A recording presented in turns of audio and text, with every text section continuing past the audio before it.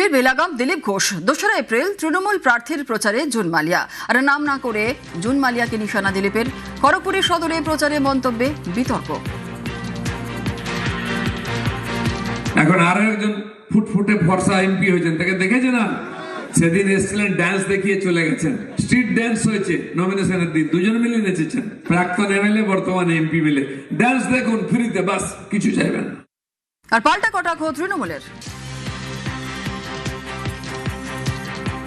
সবসময় মহিলাদের নিয়ে অপমান করা, মহিলাদের প্রতি কুরুচিকর মন্তব্য করা, আপত্তিকর মন্তব্য করা বারবার করে এসছে। খড়গপুরে বিজেপির কর্মীরা নামছে না, ওনার ঝান্ডা লাগানোর লোক নেই, পোস্টার লাগানোর নেই, এত মহিলাদেরকে অসম্মান করছে।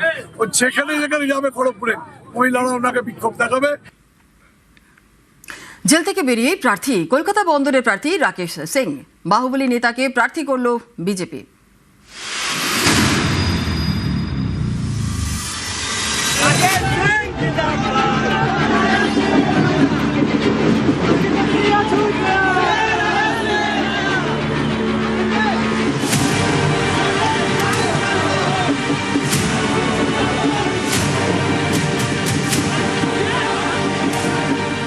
আগামী এই দফায় যদি পুরোটা কোটা কমপ্লিট না হতো, হয়তো 4ই মে ভোটের রেজাল্ট, তারপরও প্রার্থী তালিকা ঘোষণা করার একটা পরিকল্পনা থাকতে পারে। আগামী দিন সেই জায়গায় যেতে চলেছে ভারতীয় জনতা পার্টি। সত্যজিৎ রায় যদি আজ বেঁচে থাকতেন, লালমোহনবাবু জটায়ু নতুন উপন্যাস লিখতেন গোয়ালঘরে গুতোগুতি। তো বিজেপির গোয়ালঘরে গুতোগুতি করেও প্রার্থী পাওয়া যাচ্ছে না, টেন্ডার ডাকতে হচ্ছে, তাতেও প্রার্থীর আকাল। জেল থেকে ছাড়া পেয়ে যাওয়ার প্রার্থী হলো বিজেপি, কি বলবেন? রাকেশ সিং। টিএমসি তো সবাই জেলে গেছে, আমাদের এক দুটো দরকার আছে তো। টিএমসি তো সবাই জেলে গেছে, আমাদের এক দুটো দরকার আছে তো। জেল থেকে ছাড়া পেয়ে বিজেপি প্রার্থী কলকাতা বন্দরের প্রার্থী রাকেশ সিং। বাহুবলী নেতাকে টিকিট দিল বিজেপি।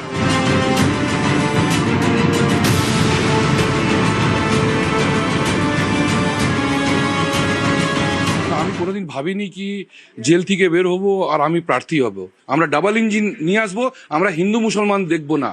মোদিজির একটা কথা শুনে যেটা আমাদের কাজ থাকবে, সবকা সাথ সবকা বিকাশ সবকা প্রয়াস। তোলাবাজি তোলে, সিন্ডিকেট রাজ চলায়, তাদেরকে বন্ধ করব।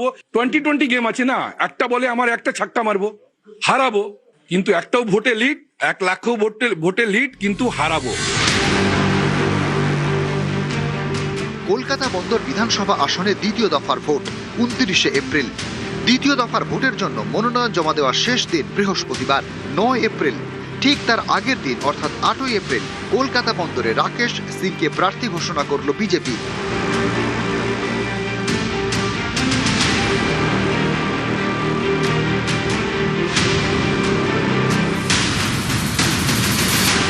জমি দখল, ভাঙচুর ও ভয় দেখানোর অভিযোগ।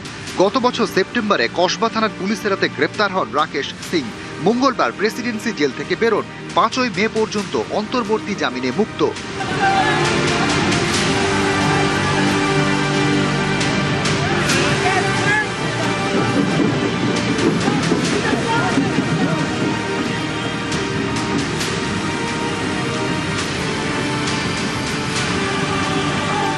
মঙ্গলবার জেল মুক্তি, বুধবার রাকেশকে প্রার্থী করল বিজেপি।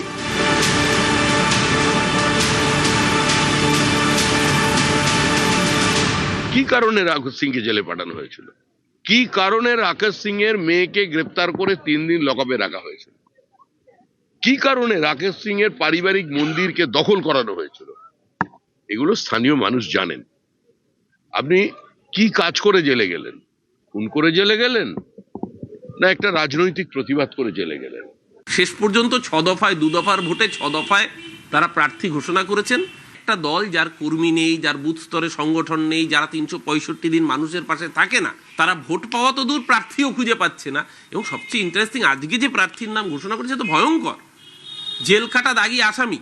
সত্যজিৎ রায় যদি আজ বেঁচে থাকতেন, লালমোহনবাবু জটায়ু নতুন উপন্যাস লিখতেন গোয়ালঘরে গুতোগুতি। তো বিজেপির গোয়ালঘরে গুতোগুতি করেও প্রার্থী পাওয়া যাচ্ছে না, টেন্ডার ডাকতে হচ্ছে, তাতেও প্রার্থীর আকাল। পদ্ম প্রার্থী নিয়ে প্রশ্ন। এর আগে উঠেছে জলপাইগুড়ির ময়নাগুড়িতে বিজেপি প্রার্থী নিয়ে তৈরি হয় জটিলতা। কৌশিক রায় 21-এ বিজেপির টিকিটে জিতে ময়নাগুড়ির বিধায়ক হন। 19শে মার্চ ময়নাগুড়ি কেন্দ্রে তাকে প্রার্থী ঘোষণা করে বিজেপি।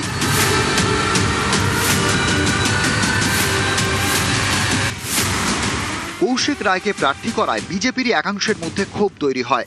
31শে মার্চ চতুর্থ তালিকা প্রকাশ করে বিজেপি। সেখানে ময়নাগুড়ির প্রার্থী বদল, কৌশিক রায়ের জায়গায় ময়নাগুড়ির প্রার্থী করা হয় ডালিম রায়কে।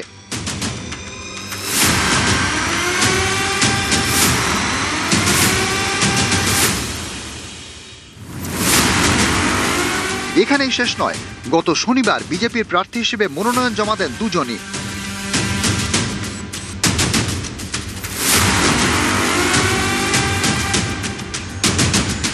মনোনয়ন জমা করতে ঠিক আছে। হ্যাঁ করলেন, মনোনয়ন জমা করলেন। মনোনয়ন জমা করলেন কোন দলের? ভারতীয় জনতা পার্টি। আমি ভারতীয় জনতা পার্টির মনোনীত প্রার্থী। আমরা আজকে সিম্বল সমেত মনোনয়ন জমা করেছি। শুধু ময়নাগুড়ি নয়, নাম ঘোষণার পরে একাধিক কেন্দ্রে প্রার্থী বদলাতে হয়েছে বিজেপিকে। দক্ষিণ 24 পরগনার বিষ্ণুপুরে দুবার প্রার্থী বদল করেছে বিজেপি। প্রথমে প্রার্থী হিসেবে ঘোষণা করা হয় অগ্নিশ্বর নস্করের নাম, তারপরে প্রার্থী বদলে বিশ্বজিৎ খায়ের নাম ঘোষণা করা হয়। গত শনিবার বিষ্ণুপুরে ফের প্রার্থী বদল করে বিজেপি। এবার টিকিট দেওয়া হয় অভিজিৎ সর্দারকে। 19শে মার্চ বেহালা পূর্বে সুনীল মহারাজকে প্রার্থী করে বিজেপি। গত শনিবার প্রার্থী বদল, বেহালা পূর্বে টিকিট দেওয়া হয়েছে শঙ্কর শিকদারকে। বসিরহাট উত্তরেও প্রার্থী বদল করেছে বিজেপি। প্রথমে নারায়ণচন্দ্র মণ্ডলকে টিকিট দেওয়া হয়, পরে বসিরহাট উত্তরে প্রার্থী করা হয় কৌশিক সিদ্ধার্থকে। দ্বিতীয় দফার মনোনয়ন জমা দেওয়ার ঠিক আগের দিন কলকাতা বন্দরে প্রার্থী ঘোষণা করল বিজেপি। টিকিট পেলেন বাহুবলী নেতা রাকেশ সিং। জেল থেকে বেরিয়েই প্রার্থী। নিউজ 18 বাংলা।